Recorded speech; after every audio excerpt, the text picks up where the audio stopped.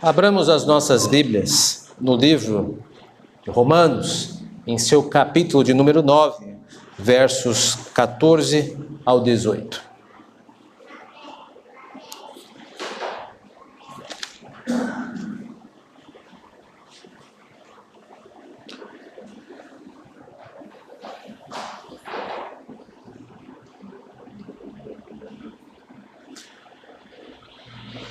Diz assim o texto sagrado: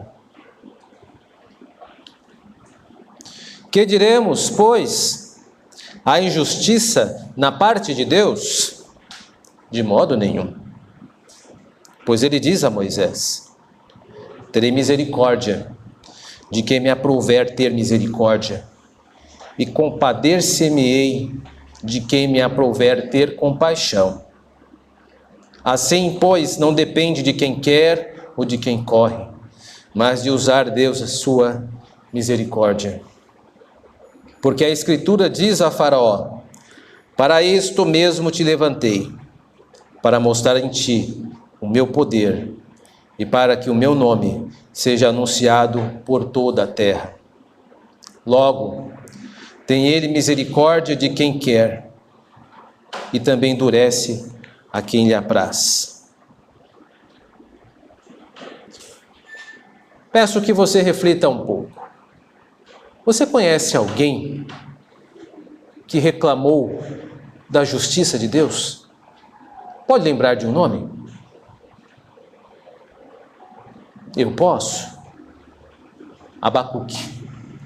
O profeta Abacuque olhou para os céus e questionou a justiça de Deus.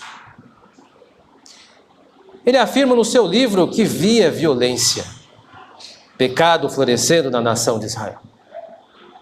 E Deus não estava fazendo aparentemente nada. Então, Deus responde e afirma que trará a justiça a Jerusalém. E como viria essa justiça? Por meio dos babilônios. Uma nação sanguinária, cruel, destruiria Jerusalém. O profeta Abacuque ficou extremamente assustado. Ele havia pedido justiça, e agora a justiça viria. Abacuque, ele acreditava que sabia o que era justiça. E no seu livro, nós encontramos ele extremamente surpreso quando a justiça aparece. O texto de hoje, que não é o livro de Abacuque, mas o livro ou a carta do apóstolo Paulo aos Romanos, trata acerca de justiça. O grande tema é justiça. A pergunta é: Deus é justo? Esta é a pergunta que o texto se propõe a responder. No texto anterior, se você tiver a curiosidade de ler antes, Deus afirma que escolheu a Jacó e odiou a Esaú, porque ele quis. Daí surge uma pergunta: seria isso justo? Portanto, mais uma vez, nós estamos tratando da predestinação. Embora o tema seja justiça, nós estamos olhando a predestinação pelo ponto de vista da justiça. Alguns domingos atrás, nós tratamos sobre a predestinação pelos olhos do apóstolo Pedro, por meio da sua carta, no capítulo 1, verso 1 e 2, quando ele demonstrou que as três pessoas da Trindade estão envolvidas na predestinação. Eu acredito que você deva se lembrar, o Pai promove a predestinação. O Filho garante por meio da sua redenção, sua morte, crucificação e ascensão. E o Espírito Santo santifica o eleito. As três pessoas da Trindade estão envolvidas na predestinação. Agora, eis que o assunto retorna, mas não por meio da Trindade. O assunto agora é justiça. Os destinatários, os coríntios, estavam um pouco inquietos, porque para eles não parecia muito ser justo Deus predestinar alguém. Como é que poderíamos chamar isso de justiça? Nesse texto, nós vamos ter uma rara oportunidade de ver a doutrina da predestinação sendo apresentada de duas formas. Alguns teólogos chamam isso de dupla predestinação. Nós veremos, de um lado, Moisés representando os eleitos de Deus para a salvação, e do outro lado nós temos Faraó representando aqueles que são pré-ordenados para a destruição. Então esse texto, se um dia você quiser tratar acerca da dupla predestinação, ele é um texto que vai se prestar a isso. Você vai poder explicar por meio desse texto que Deus predestina os eleitos para a salvação e pré-ordena para a destruição. Qual a diferença de predestinar para pré-ordenar? Na verdade, são basicamente sinônimos, mas a nossa confissão de fé de Westminster, por exemplo, ela se reserva sempre a palavra predestinação para a eleição dos santos e a palavra pré-ordenação para os ímpios, para fazer uma diferença. Mas, de qualquer maneira, o texto que você tem em mãos ensina acerca da dupla predestinação. Portanto, vamos responder à pergunta: o que é justiça? Primeiro, justiça é preservar o direito de Deus no livre exercício da sua misericórdia. Eu vou responder aqui, eu vou repetir, aliás. Justiça é preservar o direito de Deus no livre exercício da sua misericórdia. Em outras palavras, eu estou dizendo que Deus é soberano. Só que esta soberania, que até mesmo cantamos em belos hinos, ela é exercitada. Nós dizemos, Deus é soberano, mas aonde que Deus é soberano? Onde nós vemos isso? Em vários momentos da Escritura. Por exemplo, Deus é soberano na decisão de quem vive e quem morre. Lá no Salmo de número 104, por exemplo, há um belo texto que fundamenta isso da seguinte maneira: todos os seres dirigem o seu olhar a ti, esperando que lhes dê o alimento no tempo certo. Tu lhes dás e eles vivem, recolhem. Quando o Senhor esconde o rosto, eles entram em pânico. Quando lhes tira o fogo, morrem e voltam ao pó. Ou seja, a soberania de Deus está presente na sua decisão de quem vive e quem morre. Quem decide isso é Deus. Em toda a criação. O Salmo, ele enquadra os animais do campo, os leões, por exemplo.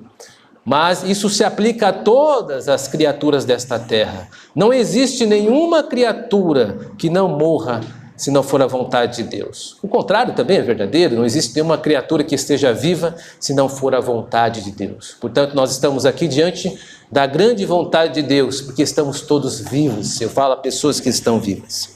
Mas a soberania de Deus se revela também de outras maneiras, por exemplo, como Ele governa a humanidade. Vez por outra, nós somos informados na narrativa do Antigo e Novo Testamento que o Senhor envia calamidades.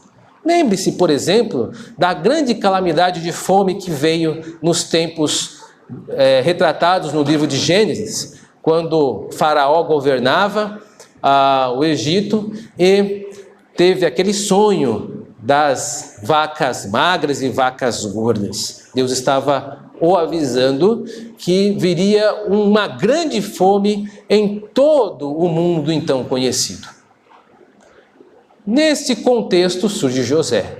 Mas perceba que a narrativa de Gênesis não dá a menor explicação por que Deus fez isso.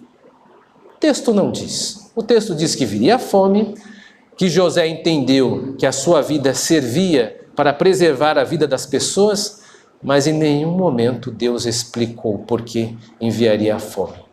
E não nos deve explicação. é o seu uso da sua soberania. Mesmo no Novo Testamento nós encontramos isso no livro de Atos dos Apóstolos, pela altura do seu capítulo 12, quando Ágabo, cheio do Espírito Santo, diz que viria uma grande fome naquele mundo. E a igreja então se prepara com doações. Mas em nenhum momento Deus explica por que faria isso. Deus, ele é soberano no livre exercício do seu direito de nos trazer calamidades conforme o seu julgamento. Isso ocorre por causa do seu secreto conselho. O que é o secreto conselho? Deus, de uma forma secreta que pertence exclusivamente a Ele, decide fazer as coisas segundo a sua vontade e nós não temos nada a ver com isso. Ele decide de maneira soberana. Então a soberania de Deus é apresentada de várias formas. Eu mostrei isso nessa questão do Salmo 104, onde Deus decide quem vive e quem morre, e também do direito, livre exercício de trazer sobre a terra calamidades. Agora, Deus também, ele é soberano no exercício da sua misericórdia, que é sobre isso que está tratando o texto. Ele diz lá, não depende de quem quer, ou seja, não é porque eu queira que Deus seja misericordioso que ele vai ser. Da mesma forma, ele diz, não depende de quem corre, não depende daquele que se esforça. A misericórdia de Deus é livre, porque pense desta seguinte forma, se Deus fosse fazer a sua misericórdia, fosse nos conceder por causa das nossas obras, isso não seria gracioso, seria uma dívida. Deus está nos dando misericórdia porque nós estamos fazendo por onde, por assim dizer. Estamos tendo mérito nisto. E nós não podemos ter mérito nas misericórdias de Deus. Por isso que a misericórdia de Deus, ela é livre. Ele dá àquele quem quer. E não necessariamente para as pessoas que querem e pedem. Isso soa estranho aos nossos ouvidos, porque nós estamos muito acostumados com esta ideia de causa e efeito, ou seja, eu peço e recebo porque eu fiz alguma coisa para isso. Com Deus não tem isto. Ele está dizendo, no começo do capítulo 9, de que Deus, ele decidiu exercer a sua misericórdia para Jacó, sem ele ter feito nada. Da mesma forma que ele deu a Esaú juízo, porque ele quis. Deus é livre para escolher o uso da sua misericórdia. Por isso o texto continua, tem ele misericórdia de quem quer. Certa vez, alguém perguntou a um cristão, e eu acho que esta ilustração joga a luz a este ponto. Perguntou assim, corriqueiramente, como nós fazemos quando encontramos um ao outro? Como você vai? E esta pessoa respondeu, vou muito melhor do que eu mereço. Essa pessoa acertou o ponto. Todos nós estamos como? Muito melhores do que merecemos. Aquelas pessoas estavam questionando a justiça de Deus porque estavam saindo do princípio, da premissa, do pressuposto de que mereciam alguma coisa. Ninguém merece nada. Deus, ele concede a sua misericórdia porque ele quer. Na verdade, nós não devemos nos surpreender porque algumas pessoas vão para o inferno e outras não. Nós devemos nos surpreender porque algumas pessoas vão para o céu, uma vez que todos nós somos pecadores. Porque se Deus fosse nos tratar de maneira justa, nenhum de nós estaríamos aqui. Todos nós merecemos justamente o inferno. Todos nós merecemos perdição. Se nós reclamarmos a Deus, Senhor, dá-nos justiça, cuidado, Ele pode responder. E você vai ficar tão surpreso quanto Abacuque. Abacuque pensava que sabia o que era justiça.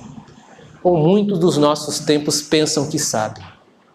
Mas nós não reconheceríamos a justiça, nem se ela aparecesse na nossa frente e batesse no nosso rosto. Por quê? Não somos justos. Não somos justas. Aos nossos olhos podemos bem parecer, mas aos olhos de Deus, quem é justo? Quem pode chegar-se diante de Deus e dizer, eu sou justo? Ninguém. Todos nós somos manchados pelos nossos pecados. E Deus tem nos tratado muito melhor do que nós merecemos. Por isso não é surpresa, meus irmãos, de que algumas pessoas vão para o inferno. A grande surpresa é que Deus decidiu exercer a sua misericórdia e salvar alguns, dos quais os santos em Cristo são os eleitos. Eu tenho certeza que alguém nesse momento pode estar perguntando, mas onde está o livre-arbítrio nisso? O direito de livre escolha? Deus suprime isto da gente? Não teremos nós o direito de escolher? A grande pergunta é, o que você entende por livre-arbítrio? Ora, livre-arbítrio seria livre escolha. É eu escolher de maneira livre. O que significa escolher de maneira livre? Sem influências. Você escolhe sem influência? Houve alguém que escolhia essa influência. Adão e Eva. Eles foram criados bons. Está lá em Gênesis, no capítulo 1, verso 31, Deus declarando que viu tudo que criou e tudo era muito bom. E Adão e Eva estavam inclusos no pacote. Eles eram muito bons. Então eles tinham a condição de ter o livre arbítrio, a livre escolha, ou seja, escolher de maneira sem influência nenhuma. Infelizmente, eles usaram mal isso e escolheram desobedecer a Deus. Daí então, nós, filhos de Adão e Eva, não temos mais livre escolha, porque a Bíblia diz que todos nós nascemos em pecado. Salmo 51, verso 4, em pecado me concebeu minha mãe. Romanos, no capítulo 3, não há ninguém que faça o bem, nenhum sequer, todos a uma se desviaram. Romanos, capítulo 5, verso 10, eis que o pecado entrou por meio de um homem, portanto todos pecaram. Nenhum de nós tem mais liberdade de escolha, porque toda a nossa vida, ela está permeada pelo pecado. A teologia calvinista chama isso de depravação total. Não significa que eu sou tão mal quanto eu posso ser em cada momento, mas significa que todas as áreas da minha vida são afetadas. Meus sentimentos são afetados, eles não são confiáveis. Meus pensamentos são afetados, não são confiáveis. Meu corpo é afetado pelo pecado. Tudo que faço, o pecado ali está. Temos livre-arbítrio? Claro que não, porque todos nós somos influenciados pelo pecado. Isso chama-se depravação total. Por isso, meus irmãos e irmãs, nós não podemos questionar a justiça de Deus, porque Deus, olhando para nós, não encontrará nenhum justo ou justa em si mesmo. Nós somos justos e justas devido a Jesus Cristo, o justo. É por meio do seu sacrifício na cruz do Calvário, por meio da sua obra expiatória, por meio da sua ascensão e exaltação, por ele estar agora governando o universo como nosso representante, por meio dele, nós somos justos e somos chamados filhos e filhas de Deus, derivados de Jesus Cristo, por causa da obra meritória de Cristo. Agora nós, por nós mesmos, não somos. Por isso Paulo está sendo tão duro com os coríntios, com os romanos, me perdoe. Se você começar a ler o texto, perceberá que a forma como Paulo está respondendo é uma forma não bem exata à pergunta de justiça. Ele está falando de justiça, mostrando o direito de Deus sendo preservado, porque ele está dizendo de uma forma delicada aos romanos: vocês não sabem o que é justiça. Justiça passa por preservarmos o direito de Deus de exercer a sua misericórdia. Olhem para Moisés. Moisés no que ele diz: terei misericórdia de quem eu quero. A justiça começa no livre exercício de Deus tratar-nos conforme Ele deseja. Mas a pergunta insiste: o que é justiça? E há uma segunda forma de responder essa pergunta, que aí é a dupla predestinação. Justiça é preservar o direito de Deus no livre exercício do seu julgamento. Deus, ele tem que ter o seu direito preservado no uso da sua misericórdia. Ele vai ter misericórdia de quem ele quiser. E Deus precisa ter o seu direito preservado no exercício do seu julgamento. Ele levará o seu julgamento a quem ele quiser. E aí que nós encontramos a figura de Faraó, que demonstra e ilustra isso. Perceba no texto que eu vou reler aqui. A Escritura diz de Faraó: para isto mesmo te levantei, para mostrar em ti meu poder, para que o meu nome seja anunciado por toda a terra. E lá no final desse texto, Deus endurece a quem quer. Faraó, portanto, ele é um modelo do ímpio e da ímpia, de pessoas sem Deus. Ou seja, existem muitos faraós caminhando entre nós, em nossa geração. Ele representa as pessoas que não acreditam em Deus, que têm outros deuses, ou que de uma forma ou outra estão em rebeldia àquilo que as Escrituras nos dizem. São pessoas caídas em Adão, pessoas não regeneradas. Eu quero enfatizar esse ponto, porque algumas pessoas, elas alimentam a ideia de que as pessoas são boas. E a Bíblia diz que não, que as pessoas são más. Quando alguém olha para esse texto, talvez pense: tadinho de Faraó, coitado dele. Irmãos, Faraó não é uma pessoa boa. Você conhece um pouquinho sobre a história dele lá em Êxodo? O que ele fez? Quantas pessoas matou? Como estava disposto a promover o genocídio de toda uma geração? Você está com pena de Faraó? Faraó não é uma pessoa boa. E eu preciso dizer, você também não. Não pense você que você é uma pessoa boa. Você é uma pessoa má. Como Faraó. Poderia ser como ele. Você não é. Porque Deus usou misericórdia com você. Mas as pessoas, elas pensam, as pessoas que eu digo, o mundo aí fora, de que o ser humano só é bom. E não é. São todos faraós. Pessoas que estão em rebeldia diante de Deus.